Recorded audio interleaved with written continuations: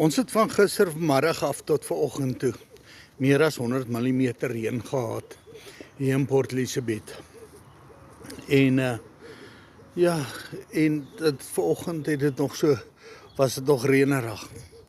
En wat baie hartseer is van sulke reën daar, is dat baie mense nie kan werk toe gaan nie. Baie mense nie inkomste kry vandag nie. Hoe sê hulle nou work, nou pay?